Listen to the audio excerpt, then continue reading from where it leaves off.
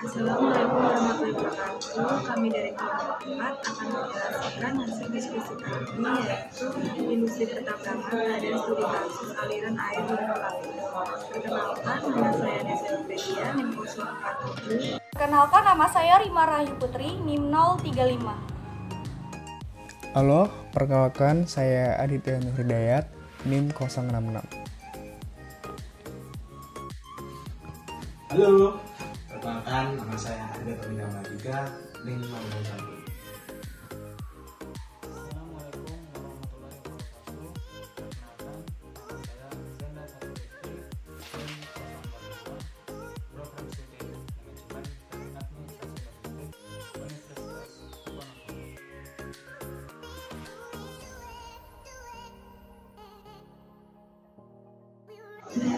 Di sini saya akan menjelaskan latar belakang dari PT Lapindo, yaitu bencana ekologis nasional lumpur panas yang terjadi di Kabupaten Sidoarjo, Provinsi Jawa Timur, dimulai pada tanggal 28 Mei 2006 saat gas beracun dan lumpur panas menyembur di dekat sumur pengeboran Banjar Panji 1 milik kegiatan pengeboran PT Lapindo INC yang hingga saat ini masih belum dapat dihentikan.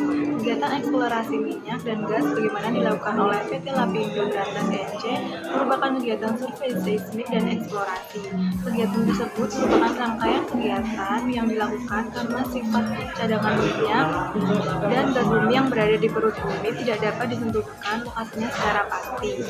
Lumpur panas tersebut pada bulan November 2006 telah menutup sekitar 250 hektar tanah, termasuk 7 desa, sawah, perkebunan tebu, dan saluran-saluran irigasi, serta telah mengganggu jalur transportasi. Pemerintah Provinsi Jawa Timur dalam salah satu tugas pokok dan fungsi dalam mendukung tim nasional pengendalian lumpur bidang pengendalian lingkungan sesuai keputusan Presiden nomor 13 tahun 2006 telah melakukan berbagai upaya antara lain lokalisasi lumpur melalui tanggul-tanggul penahan lumpur di sekitar pusat semburan. Konstruksi tanggul yang tidak permanen menyebabkan tanggul jebol dan genangan lumpur hingga kini telah menggenangi lahan seluas 250 hektar dan sedang disiapkan 200 hektar lagi yang sedang dalam tahap pembebasan. Jumlah air diperkirakan akan lebih banyak lagi mengingat musim hujan telah tiba dengan data curah hujan rata-rata bulanan berkisar 150 sampai 200 mm. Kegagalan menghentikan semburan lumpur panas ini menyebabkan masyarakat di Sidoarjo menjadi korban. Potensi kerusakan lingkungan yang ditimbulkan dari pelepasan lumpur ini ke Kali Porong dapat meluas ke kawasan yang melampaui batas wilayah Kabupaten Sidoarjo. Mengingat besarnya dampak semburan lumpur panas tersebut terhadap kehidupan masyarakat, khususnya di Kabupaten Sidoarjo dan di Jawa Timur pada umumnya, pemerintah menaruh perhatian yang besar dalam penanganan dampak semburan lumpur panas ini. Dalam beberapa kesempatan, Presiden Republik Indonesia memberi arahan agar penanggulangan dampak semburan lumpur panas di Sidoarjo ini diupayakan sepenuhnya tenaga dengan memberikan prioritas pada hal-hal sebagai berikut. Yang pertama itu pencegahan jatuhnya korban jiwa dan perlindungan keselamatan penduduk di lokasi kejadian semburan lumpur panas tersebut. Kemudian yang kedua, upaya memberikan alternatif sumber penghidupan bagi masyarakat yang terkena dampak langsung dan melindungi penanganan lumpur panas di Porong Sidoarjo. Sesuai dengan keputusan Presiden Republik Indonesia pada sidang Kabinet Paripurna tanggal 27 September 2006, skenario pengendalian lumpur sebagai dialirkan ke Sungai Porong untuk mengantisipasi jebolnya tanggul yang lebih parah sehingga membahayakan keselamatan penduduk dan merusak infrastruktur di sekitarnya. Lumpur panas tersebut akhirnya disetujui untuk dibuang tanpa pengolahan ke Sungai Porong dan badan-badan air sekitarnya dengan alasan bahwa tidak ada tanggul yang dapat dibangun dalam waktu singkat untuk menyimpan lumpur panas yang menyembur dengan volume 126.000 meter kubik per hari. Harus diakui adanya batasan kemampuan teknologi untuk menyimpan lumpur tersebut dalam waduk-waduk yang dibangun Timnas Pengendalian Lumpur. Ditemukan bahwa lumpur panas yang keluar dari perut bumi ini bukanlah bahan-bahan yang beracun atau berbahaya.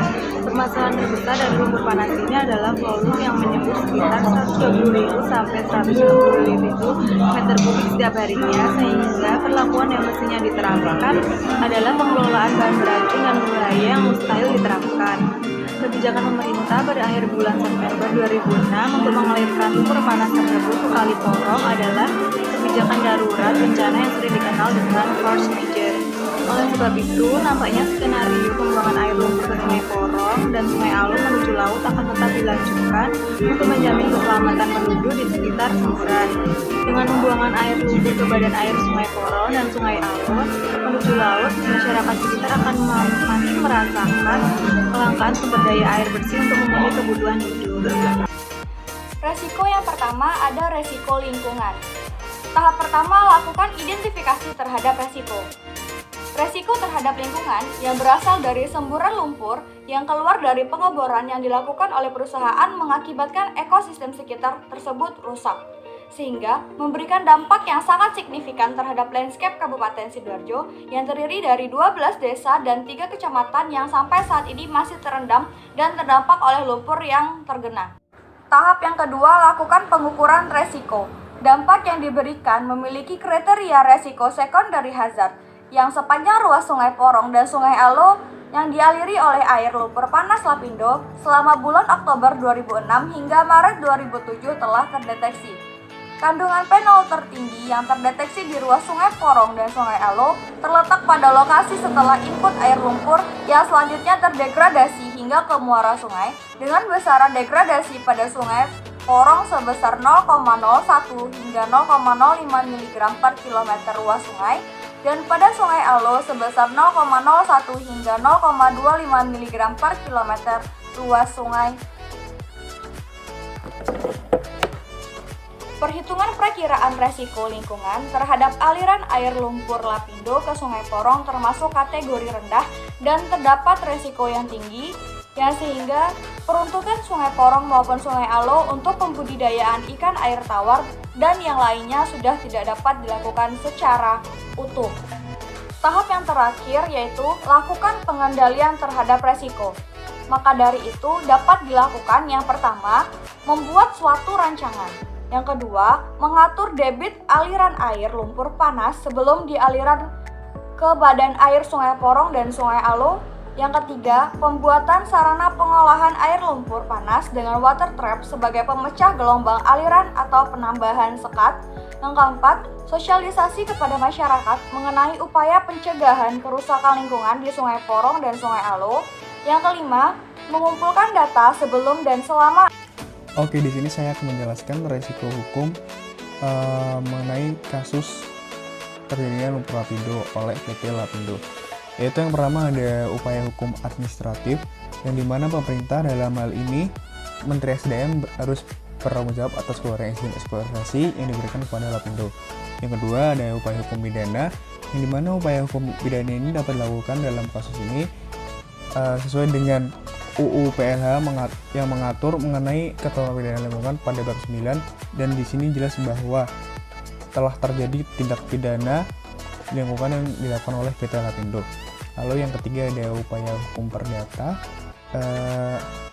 Dalam UU PLH mengatur mengenai bahwa upaya hukum melalui hukum pidana, maka upaya hukum yang dapat ditempuh adalah menuntut Lapindo beserta jajarannya berdasarkan pasal 46 ayat 2 UU PLH. Ada penyelesaian sengketa, yaitu yang pertama adalah lewat pengadilan, yang dimana berdasarkan kesalahan pasal 34, pihak yang dirugikan dalam pencemaran lingkungan adalah orang lain dan juga lingkungan hidup.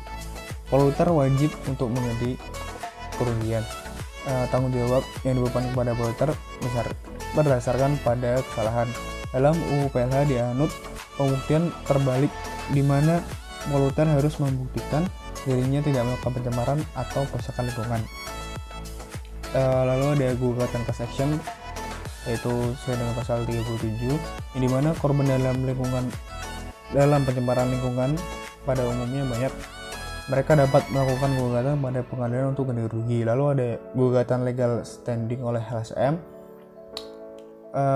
yang dimana harus ada upaya untuk membela kepentingan lingkungan, yang dimana lingkungan sebagai common property harus diwakili oleh pihak yang tidak berkepentingan langsung.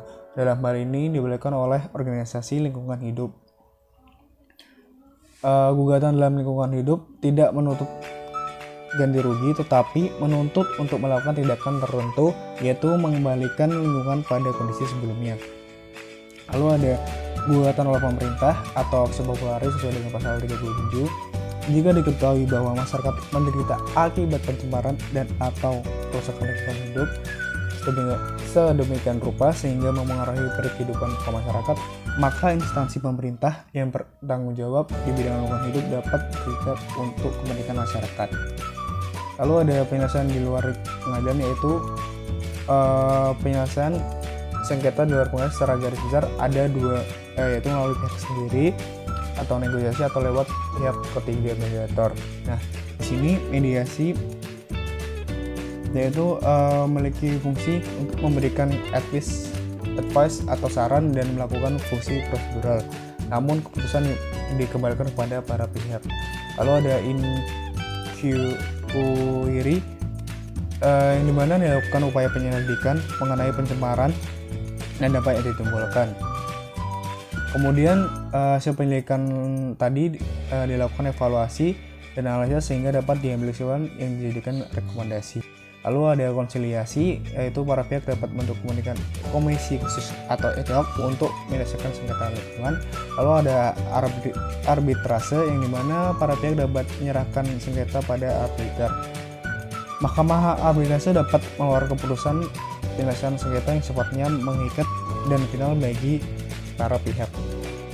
Lalu ada mengeluarkan beberapa rekomendasi yang harus diambil oleh pemerintah, yaitu yang pertama, pemerintah RI harus segera mengambil langkah untuk menutup PT Lapindo Brantas dengan tetap membebankan tanggung jawab sepenuhnya untuk menyelesaikan masalah lumpur panas ini. Lalu PT Lapindo Brantas harus menjamin sepenuhnya hak hidup masyarakat dan korban dan juga pemulihan kerusakan lingkungan yang diakibatkan oleh lumpur panas. Lalu tetap melakukan pengusahaan atas kegiatan yang dilakukan oleh PT Lapindo Brantas.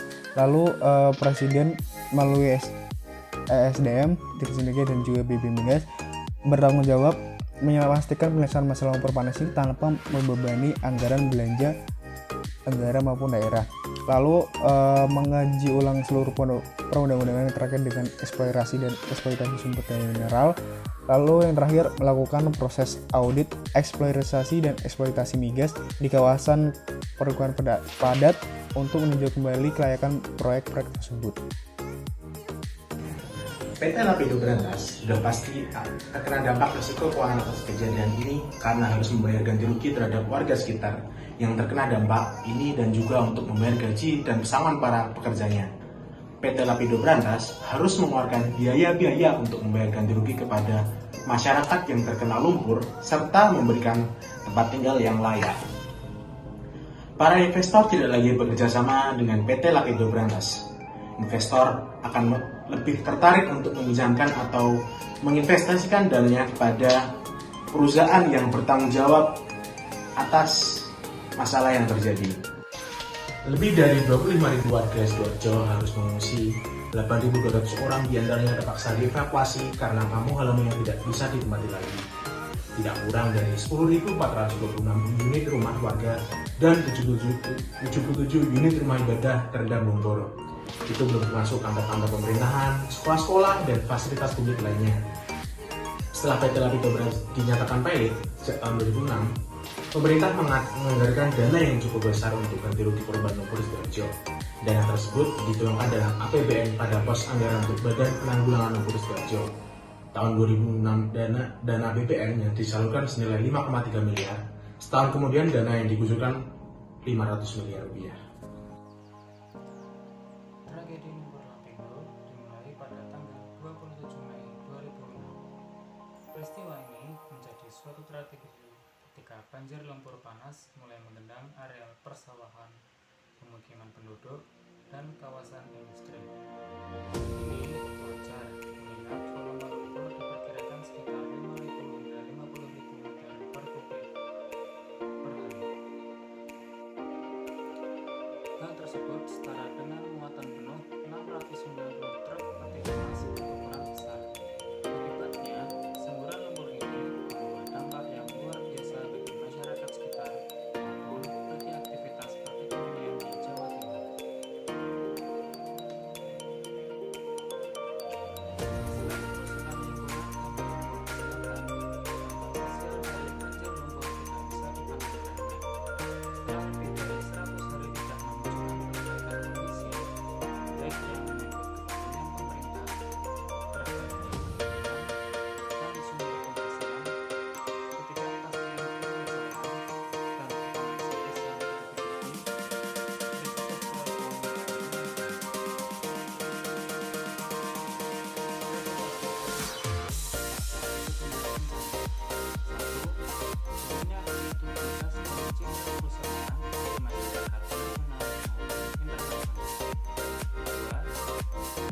tuntutan dari berbagai pihak seperti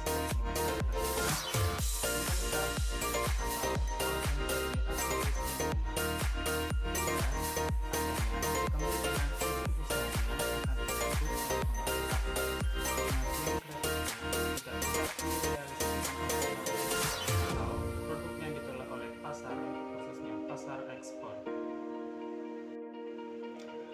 Kerugian PT Lapindo terhadap pembebanan APBN 2006 5,3 miliar, 2007 500 miliar, 2008 1,1 triliun, 2009 1,15 triliun, 2010 1,21 triliun,